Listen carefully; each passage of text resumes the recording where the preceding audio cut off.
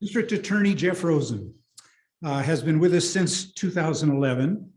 He is a nationally recognized leader in criminal justice reform, including jail population reduction, diversion programs for nonviolent offenders, expungements for low-level drug crimes, prison reform, and the highest ethical prosecution standards, all while keeping crime at its lowest rate in decades and vigorously, successfully prosecuting all offenders.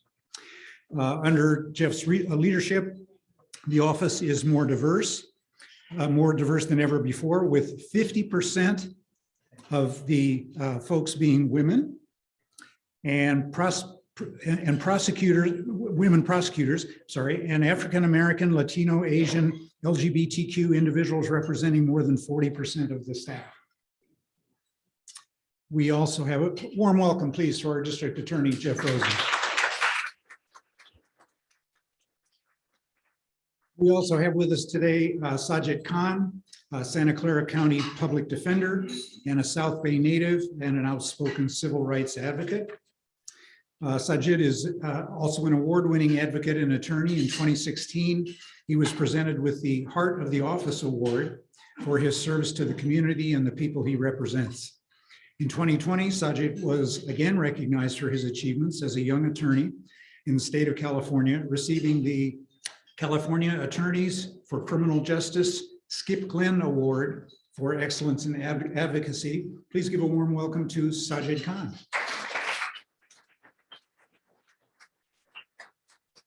And if you'll both come forward to the front, I'll just review our ground rules.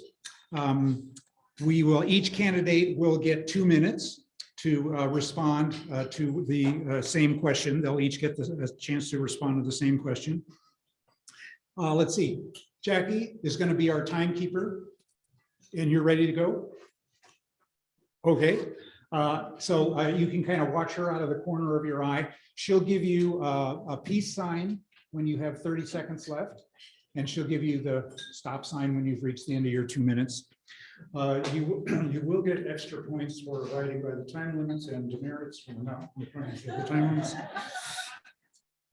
Let's see, and as I mentioned, if time permits, we'll have audience questions at the end, and each candidate will get an opportunity to give a 2-minute closing statement.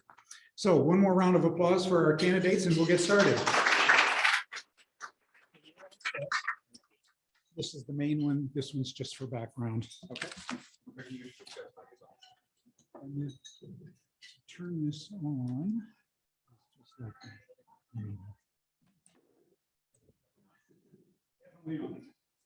Okay, we're going to see if I can project. Oh yeah.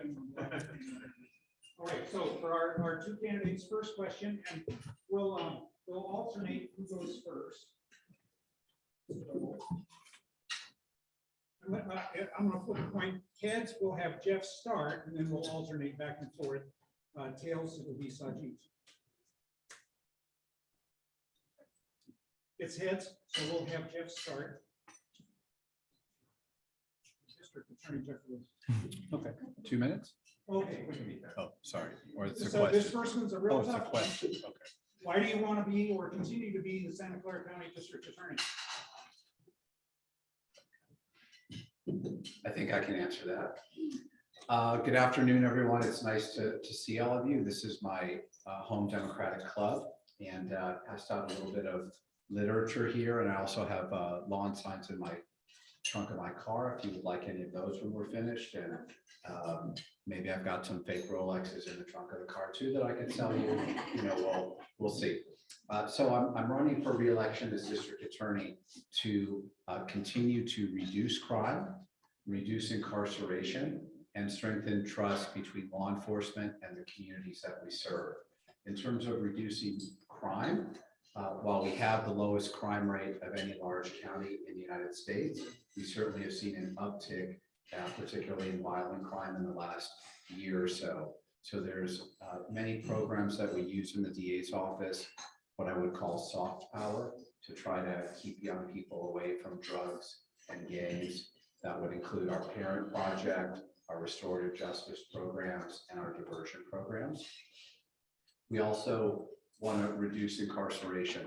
Before I took office, the jail population was as high as 4,800 under my leadership for the last 10 years, with a lot of help from judges and defense attorneys and probation and community-based organizations. Our incarceration number of people in jail in our county is around 2,300. So we've had more than a 50% decrease in our incarceration rate. And I think we've done that at the same time while we've kept crime low. And finally, in terms of increasing trust between law enforcement and the communities that we serve, a very transparent way of looking at officer-involved use of force cases. And we have community prosecutors that are working throughout the county with communities that are heavily impacted by crime. And the prosecutors that work out in the community speak every language that people in the community speak. And I look forward to your support. Thank you.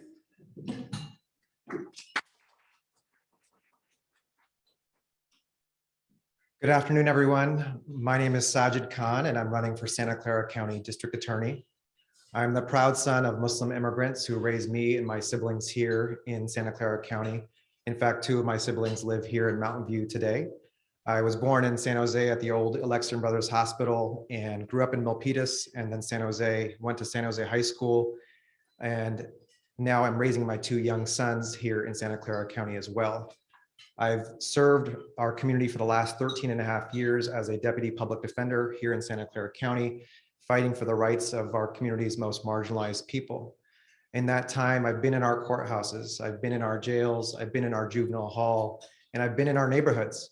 And I've witnessed our current system perpetuate the harms of mass incarceration, inflict real generational trauma on our communities of color, and fail to keep us sustainably safe. And it's for those reasons that I'm running for district attorney. I'm running for DA because I'm committed to addressing root causes of harm. I'm committed to fighting mass incarceration. I'm committed to healing systemic racism and building a justice system that ensures and protects the dignity and safety of all people here in Santa Clara County, which is the place that I've called home my entire life. And when I'm elected DA, we will fight to prevent crime, prevent violent crime by investing in mental health services and alternatives to incarceration. We will hold police accountable when they violate the lives and dignity of our fellow people. We will invest in ending the school to prison pipeline, including ending the practice of prosecuting children as adults in our community. And finally, we will honor survivors of harm by ensuring access, continued access to trauma-informed care in our community. And in those ways, we will cultivate, again, true dignity and safety for all our people here in this place. Thank you.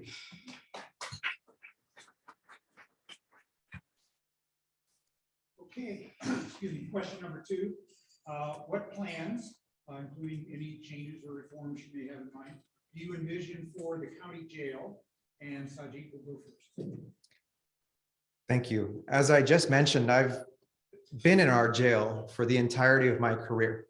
I've been in our jail in Milpitas. I have sat in our jail in San Jose. And it is not a place of healing. It is not a place of rehabilitation. It is not a vessel of public safety for our community members. And we are in a crossroads moment here in Santa Clara County. We are deciding whether or not to erect a new jail right in the heart of San Jose, and whether or not we want to spend hundreds of millions of dollars in building a new facility that, in my view, will not actually cultivate long-term safety in our communities. And I've been proud to speak up in that fight, and I've been proud to work alongside and talk to Supervisor Ellenberg, who has been a champion of that fight, to reallocate resources away from our systems that punish and incarcerate and dehumanize and traumatize our people, and instead invest in systems like mental health services, like trauma-informed care, like educational and vocational programs that actually make us safer. And so when I'm elected DA, I will fight on all fronts to avoid our community building a new jail. I will fight to ensure that our current facilities are humane and are actually places of healing. And I will fight to ensure that we are not filling our jail unnecessarily with those who are held there only because they can't afford to post bail or are held there in contrast or in contradiction to our presumption of innocence.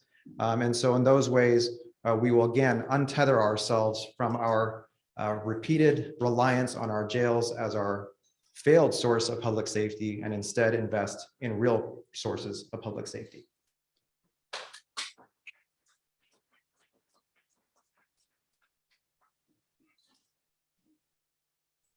One of the first things I did after becoming DA was to require that our prosecutors visit the jail in our county and take a tour of it and see the facilities, and also to go to our state prisons as well. And I've been to many of our state prisons to visit the conditions there, to talk with inmates and to talk about the different programming in the prisons. And in fact, I think the first or second time I was running, I was endorsed by the San Quentin News, the newspaper of San Quentin. I didn't feature that endorsement as prominently as the Mercury News one, but nonetheless, I spent a fair amount of time talking with inmates about the programs that work and really the lack of programs. And then a few years ago, I saw a totally different criminal justice system when I went to Germany with the Vera Institute, with a group of state prison directors, academics, formerly convicted individuals of very serious crimes, and a 60 Minutes news crew. And I saw a much different prison system that was focused on rehabilitation, much smaller prisons, prisoners wearing their own clothes, prisoners having real rehabilitative opportunities.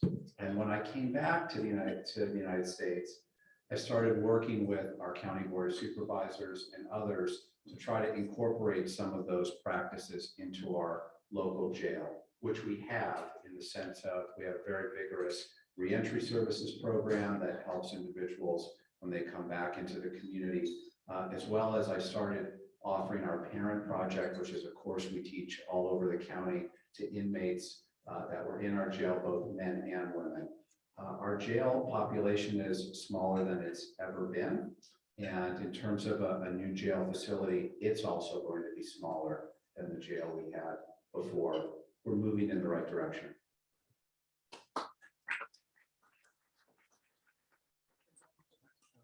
I actually asked that folks refrain from applause for both candidates, just one for expedience, but also out of fairness. Appreciate it, thank you. We love them both.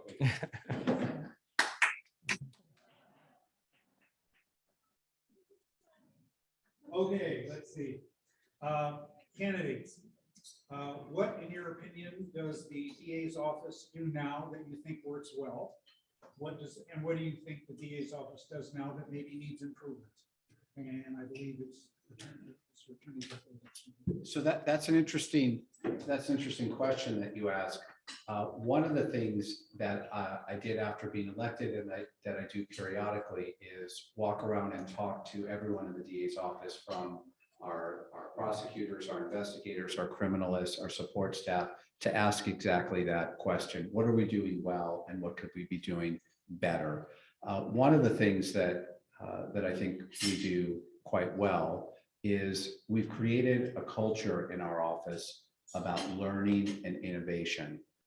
We are continuously reading and bringing in outside speakers to give us different points of view about issues around criminal justice. So, we brought everyone to see Bryan Stevenson's movie, Just Mercy, and talk about that. Professor Jennifer Eberhardt has worked with us about issues of implied bias. She's a well-known professor at Stanford University. We brought John Dean in to speak with us about Watergate and rule of law.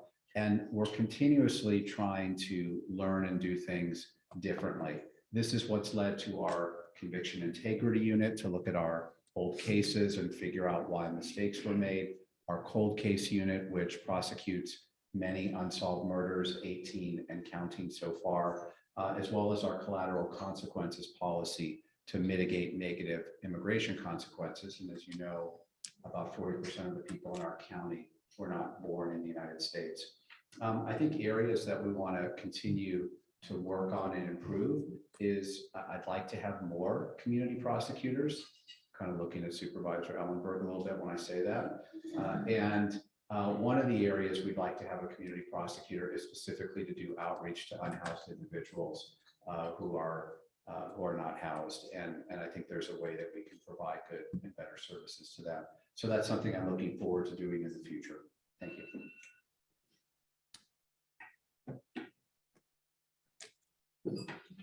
So as I mentioned, I've been a public defender going to battle oftentimes against our DA's office for the last 13 and a half years. And I wouldn't be running if I had trust that we had a DA's office that was one that was in line with our progressive values and one that was in line with the needs of our community. That being said, I do believe that there are some strong suits of the current office. One is its diversity. I'm proud to see that we have a very diverse DA's office. The attorneys that are representing our people are of our communities, and they look like our community. And I also have had positive experiences with discovery. I think this is a strong office that provides discovery in a timely manner to ensure that due process is upheld. That being said, there are a number of things that I would improve about this DA's office. First is the culture. The culture that is currently present is a culture rooted in securing convictions. It's a culture rooted in punitive responses to harm. And we need to cultivate a culture in our DA's office that is rooted in healing, is rooted in actually investing in interventions that may or may not include incarceration, that actually make our communities safer in the long term. When you look at the DA's office newsletter, it's called the West Wing, you'll see profile after profile of what they celebrate. They celebrate convictions at trials, they celebrate life sentences. And there is no indication that those interventions actually make our communities safer. We also have a DA's office that has been fighting progressive reforms, utilizing our county dollars to fight SB 1391, which ended the prosecution of 14 and 15-year-old children as adults. We've had a DA's office that fought the Racial Justice Act at the state level. And so we need to reallocate resources. I don't think the county needs to allocate any more resources to the DA's office. It's about reinvesting the very same resources that we have available into interventions, again, that make our communities safer in the long term. And I'm sure I'll have more to say in the next questions. All right, thank you very much. This will kind of piggyback on the previous question. Should the justice system, so you can elaborate, should the justice system focus on punishment or rehabilitation or some combination of the two? And I believe it's You know, I saw an email recently from, I believe, a member of a police officer union claiming that I, as a public defender, am on the side of criminals, as opposed to being on the side of victims of harm. And when I saw that, I thought to myself, I'm on the side of people. I'm on the side of our fellow human beings. I'm on the side of healing and justice.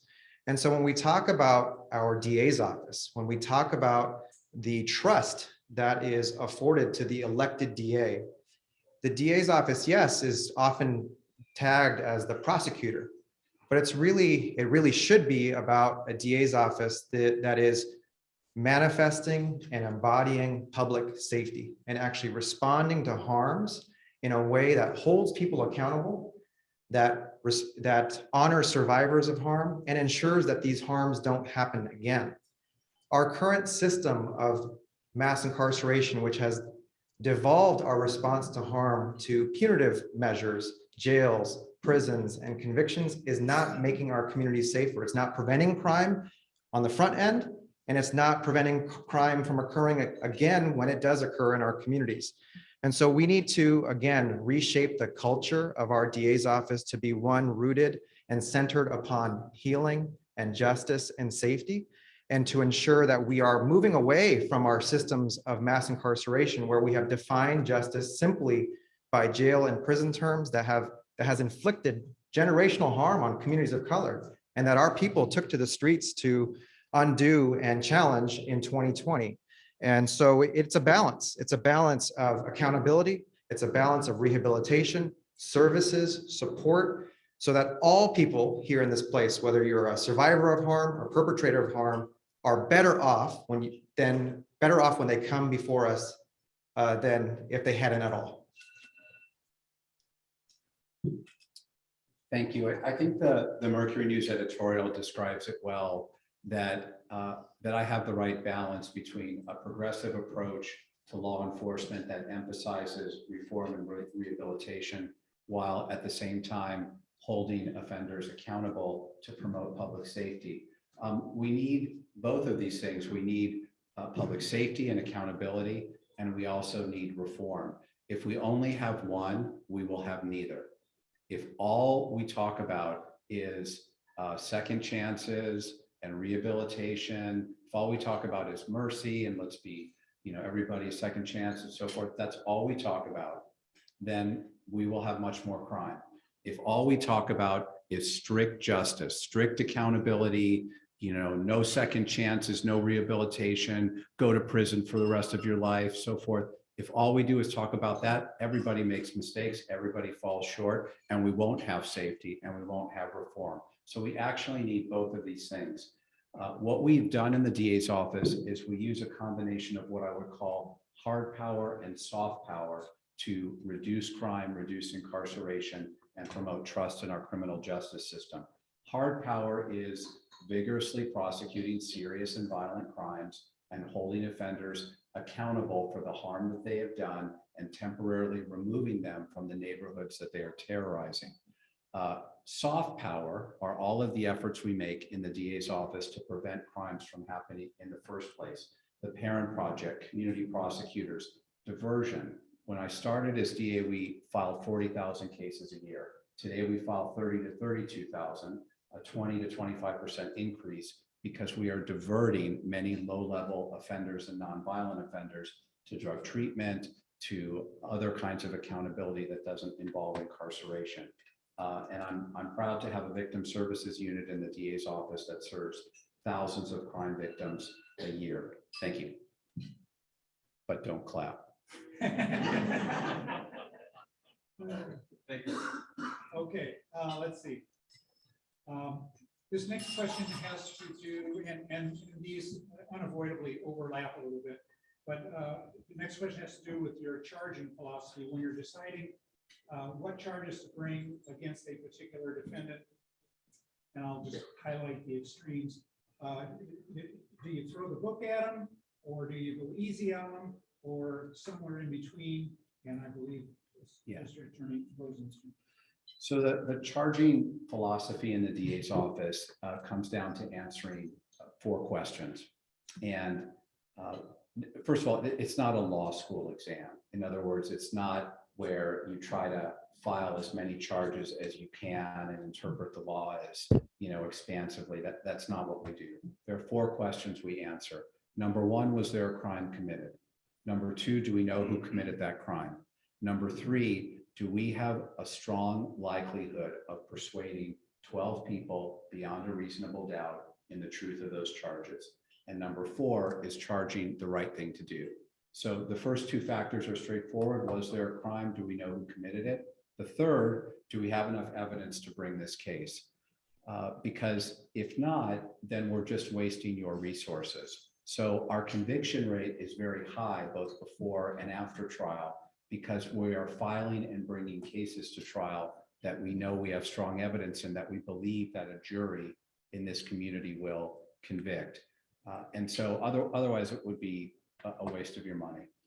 So we spend a lot of time thinking, what will this community think of this particular case? And number 4 is charging the right thing to do.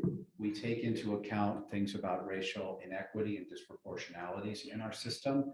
An example of this is what are called resisting arrest or 148 charges. And I made the decision a couple of years ago that we would no longer file what are sometimes called attitude arrests, standalone cases like this, because they were so disproportionately brought against African Americans, particularly against African Americans. So that's an example of what I mean when we say, but it's charging the right thing to do. And this is a philosophy that we have carried forward and that we train our prosecutors on. Thank you. These are big questions with lots of nuance, and I'm going to try to capture them in the 2 minutes allotted. As I mentioned earlier, we have to move away from a system that is rooted in convictions as our measure of justice. The 99% rate, if Mr. Rosen just mentioned it, of convictions in our community is not necessarily a result of strong evidence. It's often a result of coercive plea bargaining tactics where people are overcharged. We have crimes in our community that can be charged as felonies or misdemeanors. They're called wobblers. And our DA's office, almost without fail, charges those crimes as felonies. And they also charge 3 strikes enhancements. They prosecute children as adults. Until 2020, they pursued the death penalty. Those are charging decisions that were going on in our county that were somehow survived the 4-question prong approach that Mr. Rosen just described. What's missing from that equation is the question of, did the police officers do their job lawfully in collecting that evidence? Is a charge necessary to achieve the outcome of healing, restoration, and safety in our community? The question of why did this crime occur? Why did this harm occur? What was going on in this person's life that caused them to engage in family violence or a robbery or sexual violence or whatever harm it may be? Because if we're simply interested in punishing harm, we've done a good job at that. But if we're interested in solving harm, we're going to want to ask that critical question, why? Because then we can respond with an intervention that is individualized, that actually makes our community safer, that actually responds to the harm. It may be a response of a misdemeanor charge or a felony charge. It may be restorative justice or diversion. So it requires us to expand our toolkit, expand our mindset, and ask that critical question of why.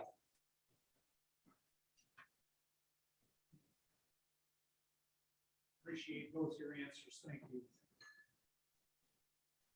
Prop 25 was on the ballot a couple of years ago in 2020, and it would have reformed cash bail policies.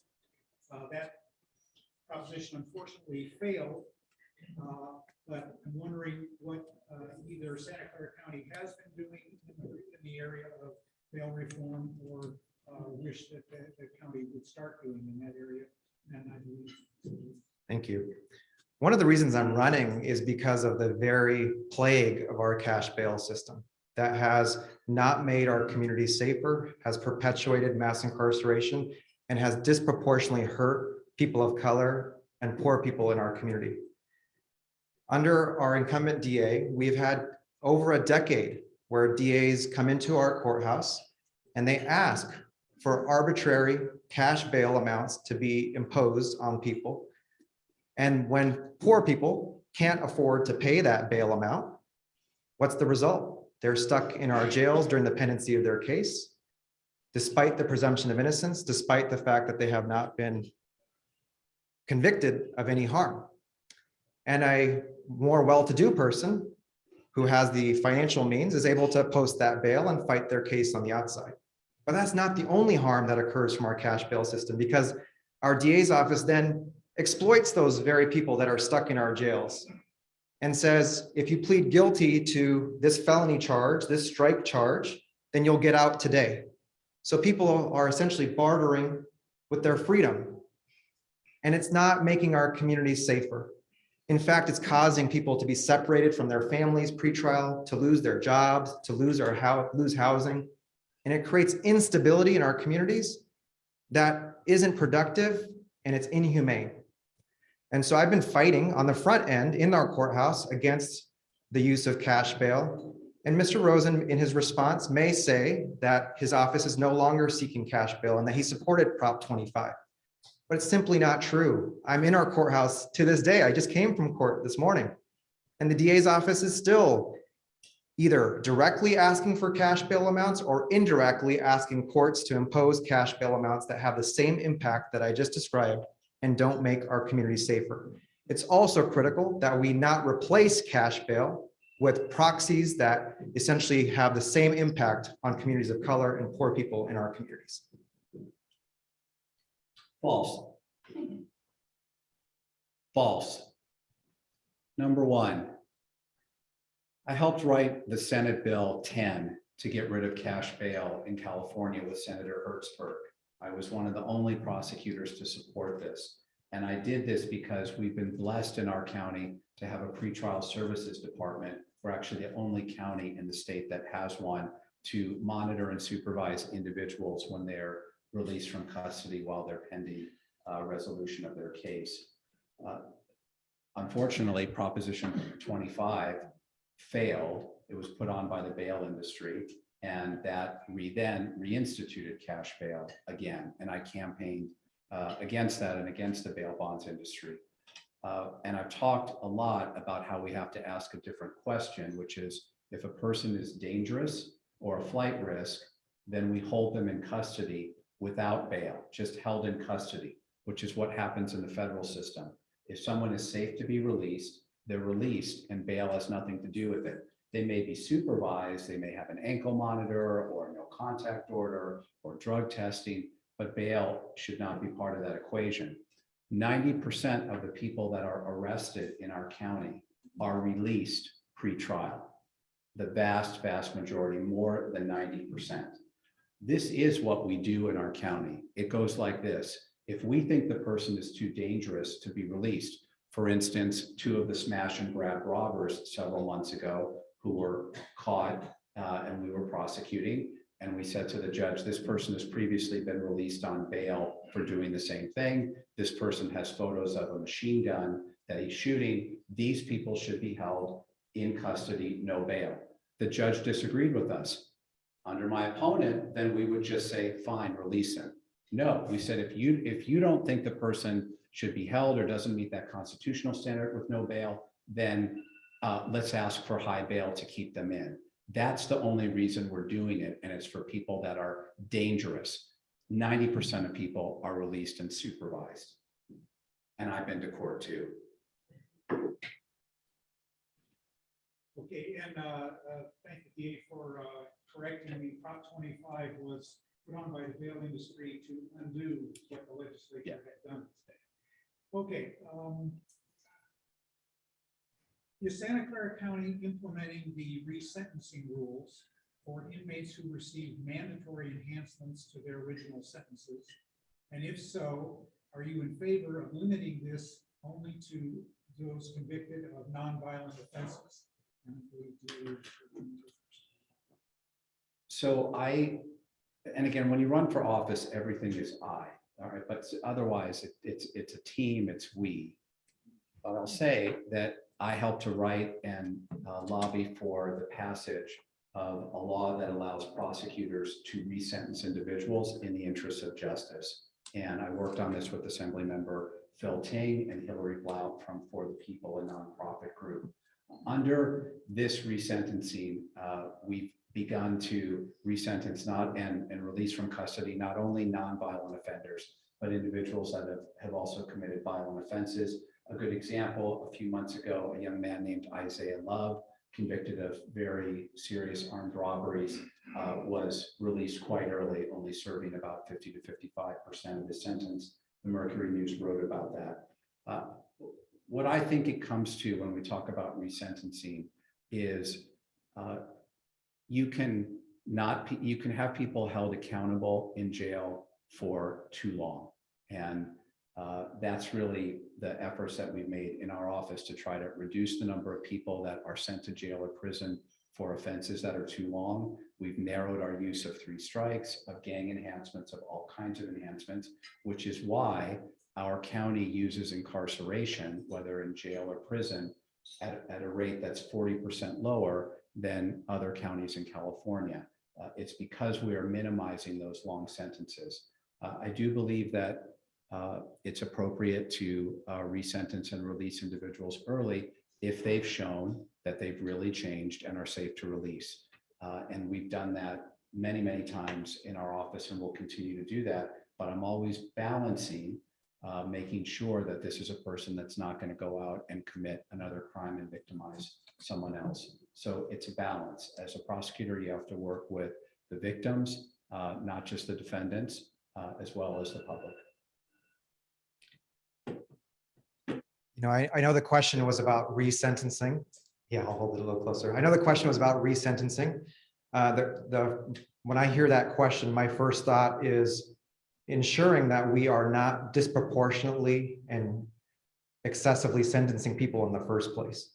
It's really critical that we end the practices of pursuing 3 strikes enhancements and life without the possibility of parole sentences and the prosecution of our children as adults that are resulting in the very disproportionate, excessive, discriminatory sentences that our communities are attempting to undo through these very resentencing laws.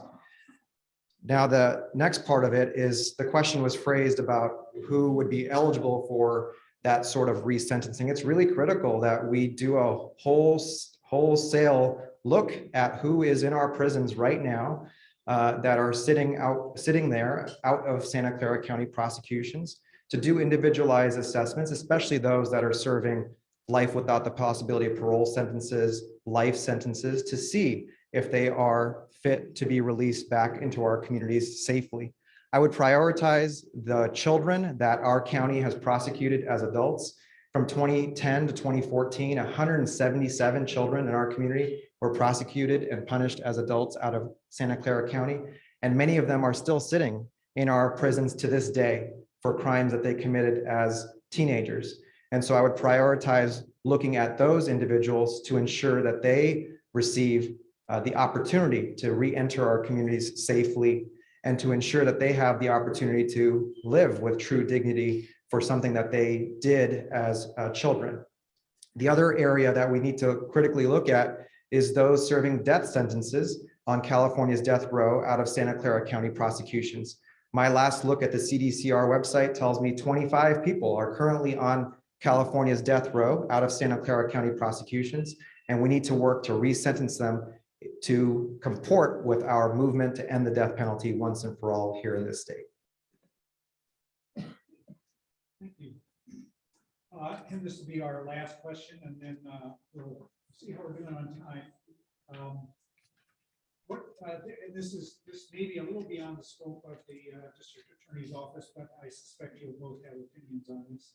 What, if any, crime prevention strategies do you favor, or would you like to see implemented or expanded? Yes, thank you. As I mentioned in my opening, I've been in our jails, I've sat in our juvenile halls, and I've sat with people that have been accused of and convicted of some of the most serious harms. And I've learned their stories. I've met their families. I've talked to them about their childhoods. I've heard the stories of neglect and abuse and trauma. I've heard the stories of poverty. I've heard the stories of family separation through our deportation system in this country. I've heard the stories of family separation because of our systems of mass incarceration. Crime in our communities does not happen in a vacuum. It is not a function of bad people. It is a function of, oftentimes, is a function of a constellation of circumstances. And so it's really critical that if we're truly invested in solving harm in our communities, that we do so in the front end of our communities by having a DA's office that is going to utilize the platform and influence of being the DA of Santa Clara County in Silicon Valley to advocate for greater investment both locally and statewide in mental health services, trauma-informed care, schools, better pay for our teachers, smaller classroom sizes, because when we do those things, we prevent crime from happening in the first place. We prevent harm from manifesting and continuing in our communities. And then when harm does occur in our community, again, it's critical that we not respond with a simply punitive response. We ask the question, why? We have a culture of curiosity and compassion. And from a DA's office, respond with sentences and interventions that actually meet people where they are, connect people with mental health services, educational and vocational programs, utilize restorative justice and diversion programs, as opposed to defining people by the worst things that they've ever done and simply attaching a prison term to those people. Thank you. So in terms of treating young people and trying to reduce crime by keeping young people out of the system, So in the last 5 years, there have been more than 10,000 cases involving juveniles in our county who have committed different levels of crimes. 15 of those, we have asked a court to have this case handled in adult court. And those 15 cases are murder, attempted murder, armed robbery. And I don't believe that a 17-year-old or a 16-year-old who's out hunting other teenagers with assault rifles and then kills them should be released from supervision after a few years. In other words, teenagers who murder teenagers should not be released from supervision while they're teenagers. And I will continue to do that for that very, very small number, 15 out of 10,000. In terms of reducing crime before it begins, a good example is the narcotics public safety program that we have. I looked at drug addiction and see that this is a public health issue and not a public safety issue. So we were filing about 15% of all of our cases were a standalone drug possession or under the influence of drugs kind of case. We don't file those as criminal cases anymore. We take those directly to public health. So that's 7,000 people a year that are not being enmeshed in the criminal justice system and are getting to drug treatment that they need. We also have reentry services in our county that I strongly support that help individuals that are coming out of jail or prison to not commit crimes in the future. And we strongly engage with our communities through our community prosecutors that work throughout heavily crime impacted areas and have strengthened the trust of the residents and have helped to reduce crime in all of those neighborhoods, particularly youth crime. Thank you very much. It is now 16 minutes after. I want to be respectful of your time. How are you doing time-wise? Maybe one or two questions? Yes, thank you. Does anyone have a burning question? We can probably one before we go to the statements. Okay. One. Which one is it? I want to Bill James, our chair. That makes sense. Try to Crowd out everybody else with questions. I'm curious to know what you think of the governor's proposal of a care court to deal with mental health and substance abuse. I think it primarily in the context of house, I think people who are in house with some as an intersection population that the DA's office. I think it's a very good suggestion. It's actually more targeted to individuals that cannot care for themselves because of their mental health or their drug addiction. And, we have a public guardian system and we don't quite have the resources for that particular system. But anytime that a governor or the federal government or the county government is going to allocate more funding for drug treatment services, I think that's a good idea. As wealthy a county as we are, there still aren't enough drug treatment services or mental health services for people, particularly those that don't have insurance. So the governor says he's going to allocate a lot of money towards this. And I think that it will give us another tool to be able to take care of individuals in a better way before perhaps they, commit some kind of crime, which requires a more vigorous intervention. Thanks, Bill, for that question. As I've already mentioned, I'm committed to a DA's office that is addressing root causes of harm to prevent harm from happening in the first place, and then when it does occur, responding with interventions that prevent those harms from occurring again. I'm not familiar with the exact policy that you're referencing, but I am committed to further investment and an expansion of our treatment courts in Santa Clara County. We have many limiting provisions that prevent people from entering into our treatment courts. For example, if someone commits a lower level offense, but they have a strike prior on their record, that prevents them from being eligible for probation and only makes them eligible for a prison term. And so what we ultimately do oftentimes is instead of diverting that person to a treatment court or a drug court or mental health court, that person is going to get sentenced to our state prisons for 32 months or 4 years. And those issues are unremedied, and those individuals come right back into our communities and perhaps are at a greater risk of committing harm.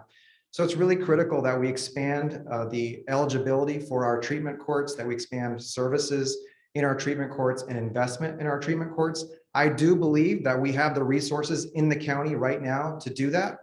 Our DA's office has expended significant money in prosecuting children as adults, pursuing the death penalty, pursuing these 3 strikes enhancements that are not actually making our community safer. And when we stop those practices, we can free up resources to invest in those care courts that you're describing that actually make our communities safer in the long term. Thank you. We'll now have opportunity for 2 minutes of summary and closing statements, and we'll start with Sajid. Yes, thank you. Before I close, I just wanted to respond to the 10,000 juvenile case number that Mr. Rosen cited. It's misleading. Not everyone that is charged in juvenile court is eligible by law to be prosecuted as an adult. Only a certain class of those young people can be prosecuted as adults. And the reason that is, and there's actually been another excluder or exclusion, is that 14 and 15-year-old children can no longer be prosecuted as adults. But our DA's office prosecuted 14 and 15-year-old children until SB 1391 passed in 2018.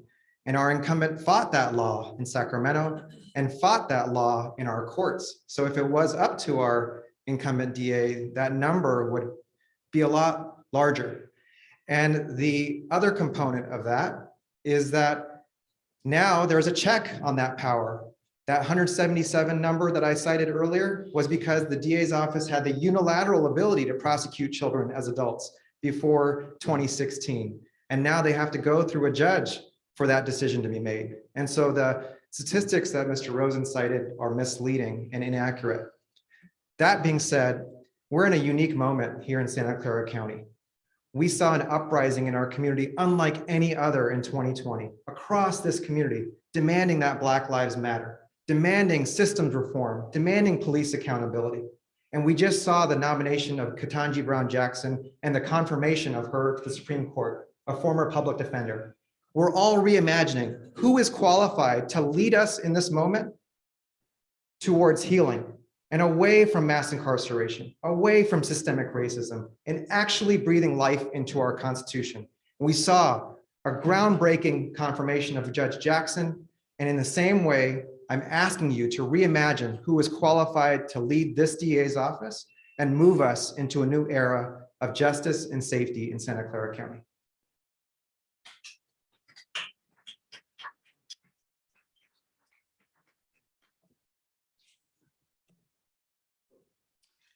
In order to be the district attorney, you have to have a broad perspective. You have to consider the interests of everyone in our community. Police officers, crime victims, teachers, criminal defendants, judges, everyone. You don't have the luxury that you have as a deputy public defender to only think about your client. As a deputy district attorney and as the district attorney, every day for my entire career, I've had to think about what's the fair and just thing to do in this case involving this defendant, this victim, and this community. And it's easy to spout things. We prosecute children as 14-year-olds and throw that out there.